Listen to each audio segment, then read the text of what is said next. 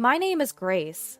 I'm 32 years old. I divorced my ex-husband due to his infidelity 3 years ago, but I recently just got remarried.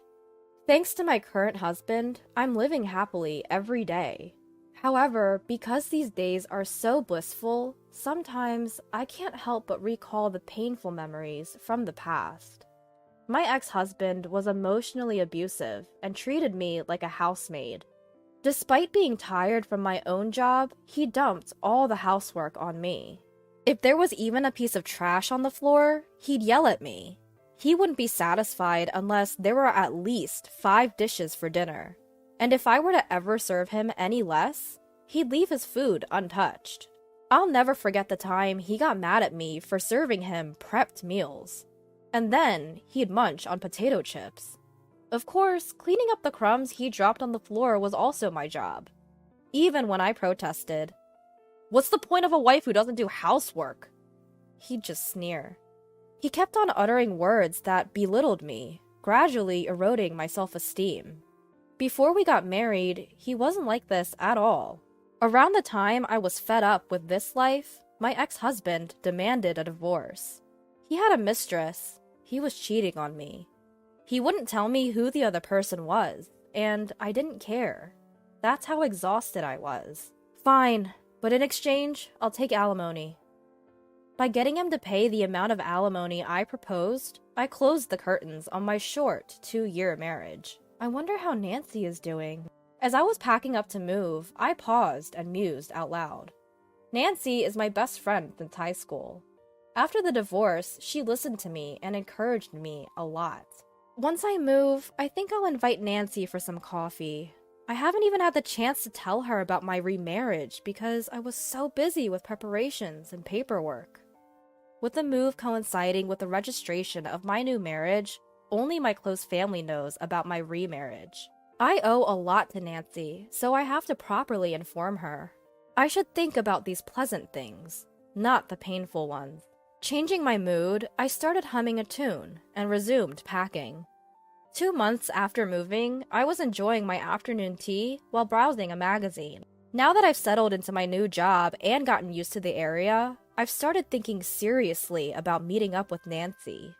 Just looking for recommended restaurants and cafes is fun. First, I need to get in touch and check our schedules. It's been quite some time since we last met, and I was secretly feeling nervous. Just as I was about to grab my phone to send Nancy a text, the doorbell rang. Since I had just moved in and didn't know anyone, I figured it must be someone soliciting something. But when I checked the door, there was a police officer. I tilted my head, wondering if there was some sort of incident, and opened the front door. "There have been multiple reports that you've been stalking a certain man. Do you have any idea about this?" Caught off guard by the unexpected visitor, I was at a loss for words. Apparently, almost every day, the man received letters crammed with the words, "I love you," among other annoyances hinting at a romantic pursuit. I had just moved into this neighborhood and suggested it could be a case of mistaken identity, but it seems I have no choice but to verify it, as the complainant has specifically named me as the perpetrator. I tried asking who the complainant was, but the officer could only apologize and bow his head. "I'm sorry, we've received several complaints, and I just came to confirm, so I can't disclose the complainant's name yet," he said. I was perplexed, but I understood that this was the officer's job. I had to reassure myself. Anyway, I've done nothing wrong, so I need to stand my ground. Finally that day, they seemed to understand that I had just moved here and said, "We will come again to report if we find out anything," before the officers left. After that, I dove into my bed in the bedroom. I fluttered my legs and pressed my face into the pillow, groaning. The fact that someone had named me was creepy, and an indescribable discomfort enveloped me. As I was wondering why and how this could have happened, I noticed the sun had already begun to set. I had planned to call Nancy, but I was in no mood anymore. I let out a heavy sigh and forced myself to get up to take in the laundry. I was deep in thought about what had happened the day before. After the police left, I discussed it with my husband when he came home, and he cheered me up, saying it must be some sort of misunderstanding. Thanks to him, I was able to regain some energy, but when my husband went to work and I was left alone, my melancholy mood came back. Just then, my phone rang, and an unfamiliar number was displayed on the screen. I could have ignored it, but I had a bad feeling, so I answered the call. "Grace, it's been a while," a familiar voice said, and I held my breath. It was my ex-husband, Ray. Ray seemed to laugh at my silence. "I heard you still haven't admitted to stalking me. I'm disgusted by the police, even though I told them to investigate thoroughly," he said. At that moment, I realized that the incident the day before was caused by my ex-husband. "So you are the one who made that strange complaint to the police?" I asked, to which my husband affirmed, "Yes. You moved close to me because you still have feelings for me, right? Everyone around me is surprised by this too," he continued, misunderstanding the situation. My ex-husband, Ray, always overflowing with an odd sense of confidence, irritates me more than he knows. I can just tell he's smirking on the other end of the phone. It seemed like he had told everyone around him that his ex-wife was stalking him. Me stalking my ex-husband? That's ridiculous. The painful memories from the past came flooding back, and even though I tried to maintain my composure, I could feel my blood boiling. "It's been 3 years now. What are you talking about? Besides, I'm remarried." I responded strongly, but my ex-husband just laughed as if he didn't believe me. "If the police can't settle this, then we have to do it ourselves," he said, suggesting a face-to-face meeting. The place he chose was a diner. "Fine, I have nothing to hide," I finally agreed. Angry as I was, I responded to the call and headed to the local diner. In retrospect, I admit that it was rather thoughtless of me. Upon arriving at the diner, I found my ex-husband Ray waiting at the entrance. He was different from the old days. Dressed in a suit even I could tell was of good quality. "Grace, have you gotten prettier somehow?"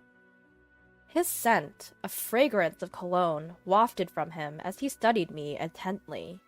"Don't even," I retorted, frowning, to which Ray simply shrugged his shoulders. "Same old Grace, still lacking in charm," he remarked. I swallowed a retort and trailed behind Ray. When we arrived at the table he had already reserved, I was shocked at the unexpected person seated there. "Nancy?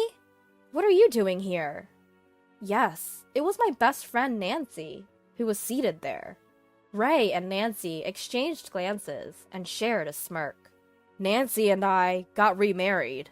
Don't be jealous just because I'm happy," Ray said, putting his arm around Nancy's shoulder. His arm was adorned with an expensive, gleaming watch that seemed out of place.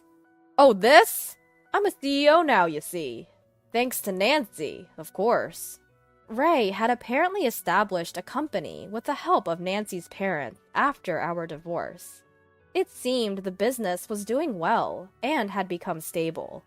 Honestly, I didn't care about that. What stunned me was the word remarriage. Nancy, who knew how badly I was treated, remarried this man? Seeing my confusion, Nancy cheerfully said, "When you invited me to your wedding, I was so surprised. Such a wonderful man like Ray with you? I never really liked you from the beginning, you see. You were always the center of everyone's attention. So I decided to pretend to be your best friend and take you down one day." With these words, Nancy smiled without remorse. "Every time I met Ray, we joked that we met in the wrong order," she said, cuddling up to Ray happily.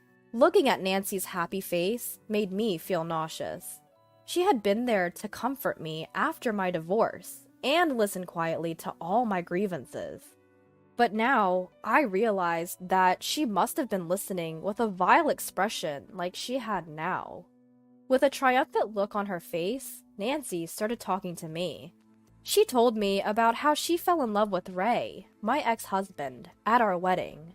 She confessed that she sneakily gave him her contact details on the day of the ceremony and started pursuing him. Ray, she said, quickly became infatuated with her. The most shocking revelation was that Nancy had been encouraging Ray to emotionally abuse me. No wonder I felt Ray's personality had suddenly changed after we got married. The two of them had been enjoying my suffering, and I had been oblivious. You wouldn't give up, so in the end, we made Ray pay some money and demand a divorce, Nancy said, sipping her orange juice with a look of exhaustion. The alimony that Ray paid me was apparently funded by Nancy, something I learned for the first time. Now, to the point. Could you please stop stalking Ray? We were surprised when we saw you the other day, but to think you moved here just to stalk Ray? It's been 3 years since the divorce, and it's really creepy. We're happily married and enjoying our life, unlike you, Grace. So just give up, will you? From the way Nancy was talking, it seemed she had seen me around and realized that I had moved here. Moreover, she was convinced that I had moved here to stalk Ray. Well, let her believe what she wants. That was the least of my worries right now.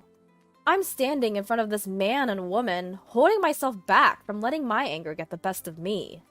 I state clearly, I am not stalking anyone, and I am certainly not interested in a man like you.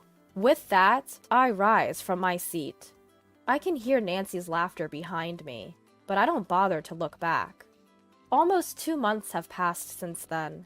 I received a call from Ray. I had been expecting it, so I answer. Ray is in a panic on the other end of the line, and I can't help but smirk, because I already knew what went down. So, it seems you really were the victim of a stalker.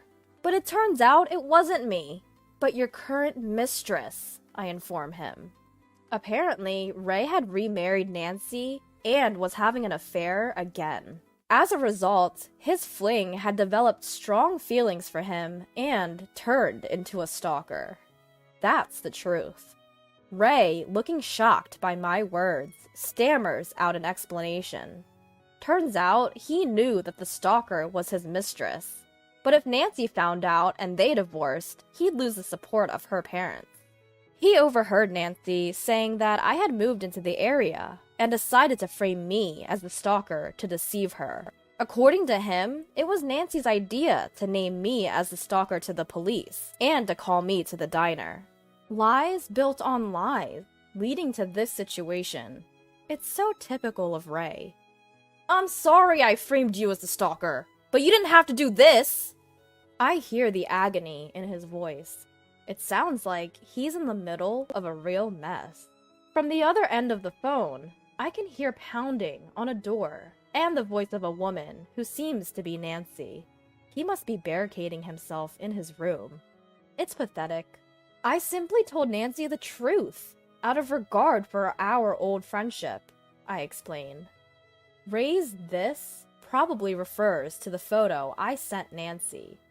Please expect a claim for damages for the affair. I wrote a note attached to it. The photo shows Ray's mistress engaging in stalking, and another scene of Ray walking arm in arm with the stalker into a hotel. I'm shocked that you'd go to a hotel while you're still being harassed, I say, sounding flabbergasted. I had no choice! She threatened to tell Nancy to divorce me if I didn't meet her. As for how I got such a photo, is all thanks to my husband. My current husband runs a private detective agency. He recently set up his own office, and we moved to this area. However, I am feeling mixed emotions and guilty that the first job after opening his office involves my ex-husband. My husband managed to find the real stalker of Ray in about a month, and secured solid evidence of Ray's affair with the stalker. I can't thank him enough. By the way, expect a claim for damages from both you and Nancy, I tell him. I hear Ray make a bewildered noise. You knew who the real culprit was, yet you named me to the police as the stalker? And on top of that, you spread rumors about it. Just how low can you go? But I caught my ex-husband Ray at a loss for words, and I pressed on. I was just about to forget our married life. I'm gonna make you pay for reopening my wounds. Right after I heard Ray's pitiful whimper, there came a loud noise and a woman's angry shout from the other end of the line. It seemed like Nancy had broken down the door and entered the room. I heard her ask, "Who were you sneaking around talking to?" And then the voice on the phone switched to Nancy. She must have grabbed the phone from Ray. "Who are you? That stalker chick?" "No, it's Grace." Nancy didn't calm down, even when she found out it was me on the phone with Ray. She continued to rant out. She was apparently angry about being asked to pay compensation for the affair. "Don't kid yourself! Why on earth should I have to pay for compensation now?" I told her what I'd learned from the lawyer who was introduced to me by my husband. That if you divorce due to an affair and don't know who the other person was, you can demand compensation up until 3 years after you find out.